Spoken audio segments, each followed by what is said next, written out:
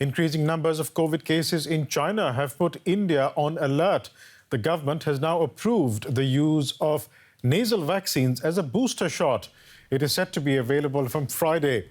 Co-developed by Indian company Bharat Biotech, it will initially only be available in private hospitals, meaning people will have to pay for it. But India is also implementing other measures. Here's India's health minister addressing Parliament on Thursday. With the emergence of changing variants of COVID-19, the government is taking suitable steps to face the challenges. The states have been advised to step up surveillance, and they are being advised to take appropriate steps to control the spread. The states have also been advised to increase the genome sequencing of positive cases, so that in case there is a new variant, it is identified, and suitable steps are taken to control its spread. That's not all. People have been advised to mask up and maintain social distancing. Also, the government says it could make a negative COVID test report mandatory for international passengers arriving from countries with a high caseload. Already, it has started random testing of international arrivals at airports. The plan is to test 2% of incoming passengers.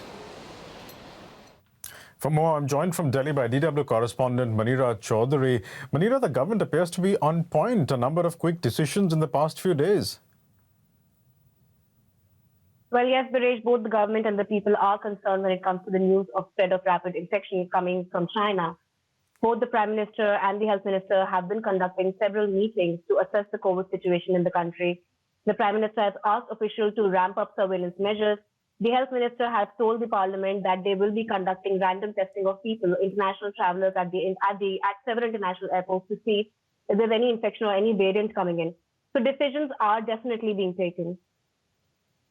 How prepared are the country's laboratories to quickly sequence genomes and for the health system to respond to any new potential outbreak?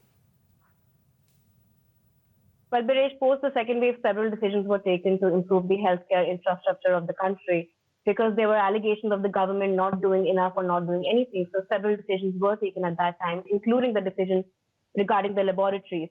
So earlier this year, 6 private laboratories were given approval to conduct genome sequencing, and they have been given the approval. So definitely we do have more laboratories to do that.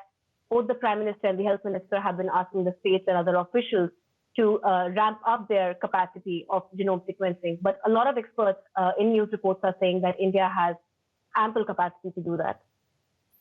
You said earlier that people are concerned, and you also reported quite a bit through India's very deadly second wave last year when hundreds of thousands of people died. Is this a trauma that is seared into people's minds? Definitely trauma was there, and perhaps the memory of that is the reason that people are concerned. Many people I spoke to are concerned about the news coming in from China about the infection spreading there. But having said that, India lifted its COVID restrictions long back. The normal lives have resumed. People are not wearing masks. People are not maintaining social distances. Even the awareness campaigns by the government has lost a little steam. So a lot now depends on how well the government can restart this awareness campaigns of the importance of wearing masks or maintaining hygiene, looking at the rising number of cases. Manira, we'll leave it there. Thanks so much for joining us. Manira Chaudhary from Delhi.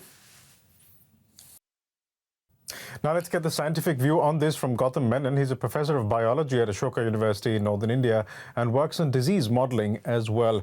Professor Menon, you've monitored India's COVID outbreaks since the beginning. Should India be worried about the increasing cases we are seeing in China?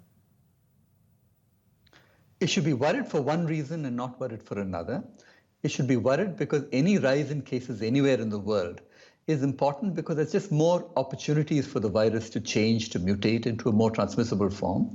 It should be less worried because already India has been through 3 waves of the pandemic, including an Omicron wave earlier in this year, in which many people have already been infected, probably the bulk of our population.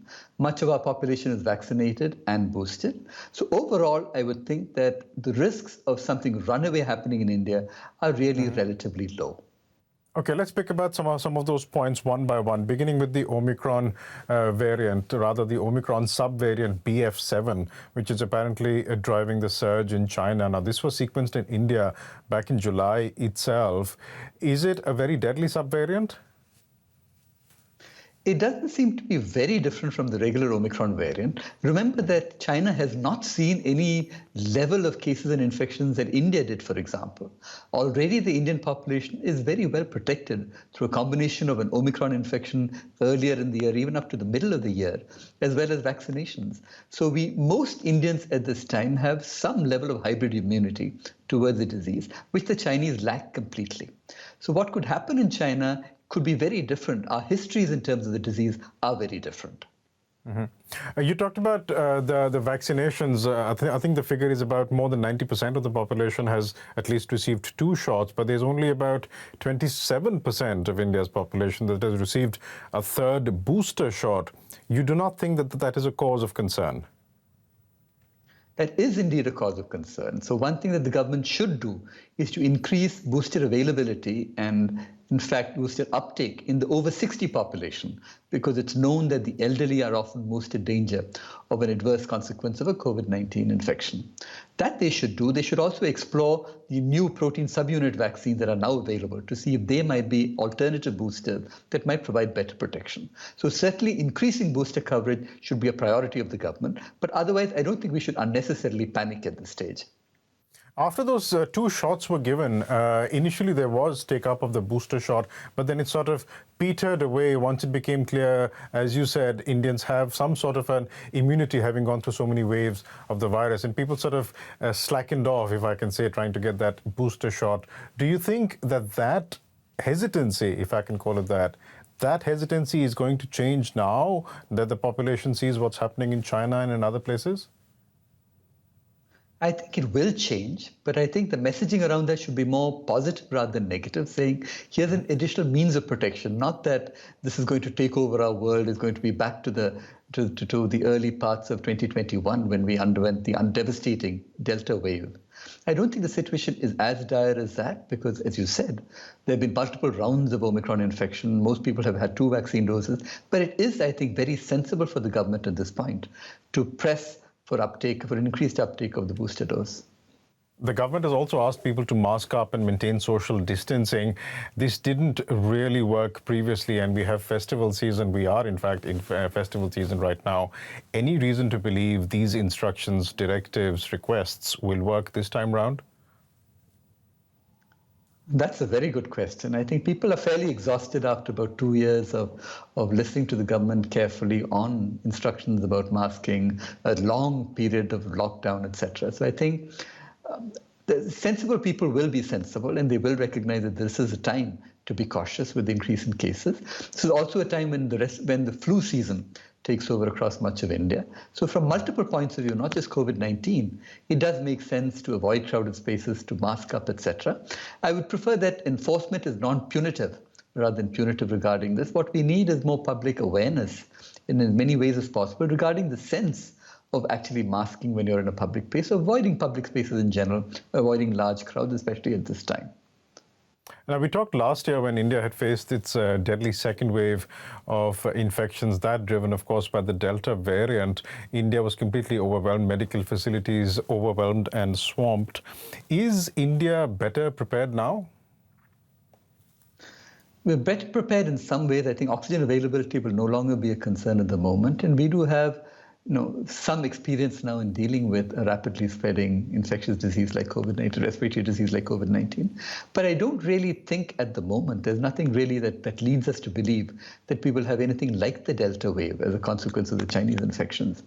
I think we are substantially protected now. The situation is not the same as it was a year ago or so.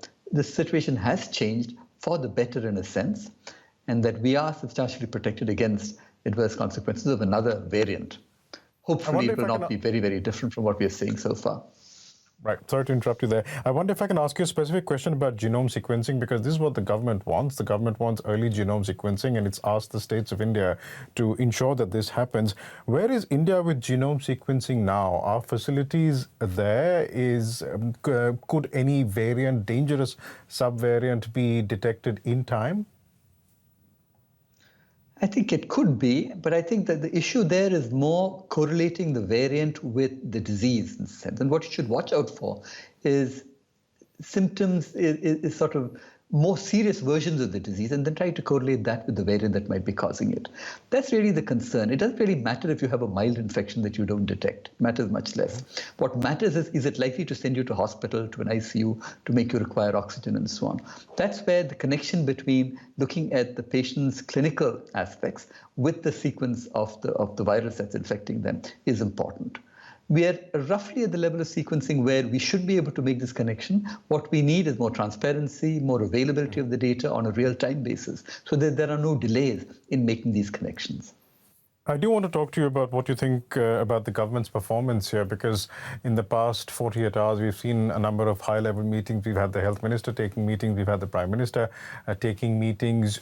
Do you think, looking at all of this, that the government has learned from its performance during past waves of the virus when it was heavily criticized for inaction or ill-timed action, and that the government is acting better now?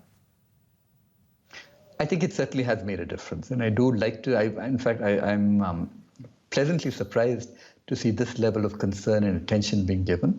There's a lot of it is also media hype around this. So I think the intense attention of the media on China and potential consequences of India is also leading, in some sense, to this government response. I'm very happy to note that they have been measured in what they have done. They have not shut down flights, which, as we know, doesn't really make much of a difference. They've been sensible. They've not ordered large-scale lockdowns or anything. They have been measured in what they are contemplating. I think this is the right way to proceed. I'm very appreciative of the fact that they're considering this carefully. They're meeting at regular intervals so that they can update and act in a quick manner should it be required at any later point.